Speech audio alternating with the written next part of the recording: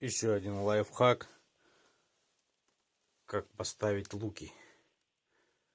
Делаем вот такую вот стоечку. Вот из обрезков стрел высверливаем вот такие дырочки, а потом сажаем на клей вот таким вот образом. Вот на клей посадили, подождем, а потом повесим луки. Ну вот, стенд и готов.